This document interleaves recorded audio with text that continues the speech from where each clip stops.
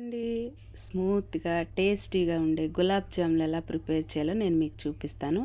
ఇక్కడ ఒక packet gulab jam mix తీసుకొని దీన్ని పచ్చిపాలతో కలిపి కొంచెం నెయ్యి కూడా వేసుకొని చపాతీ ముద్దలాగా కలిపి పక్కన పెట్టుకోవాలండి.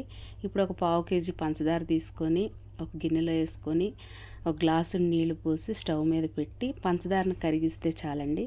ఈ కరిగించిన దాంట్లో ఒక చిటికెడు యాలకుల పొడి వేసుకొని ఈ పాకాన్ని కొంచెం పక్కన పెట్టుకొని చల్లారబెట్టుకోవాలండి. ఇప్పుడు కలిపి పెట్టుకున్న గులాబ్ జామ్ మిక్స్ని ఉండల్ని చేసి పెట్టుకోవాలండి. ఎక్కడ క్రాక్స్ లేకోకుండా స్మూత్గా చేసి పక్కన పెట్టుకోవాలి. ఇప్పుడు స్టవ్ మీద బాండీ పెట్టుకొని డీప్ ఫ్రైకి సరిపడినంత ఆయిల్ వేసుకొని దీంట్లో ఈ ఉండలు వేసి సిమ్లో పెట్టుకొని నిదానంగా వేయించుకోవాలండి. ఎందుకంటే లోపలకంట వేగాలి కాబట్టి.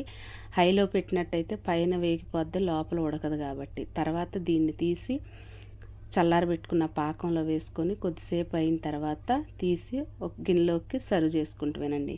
అంతేనండి, నా స్టైల్లో గులాబ్ జాములు రెడీ. Thank you.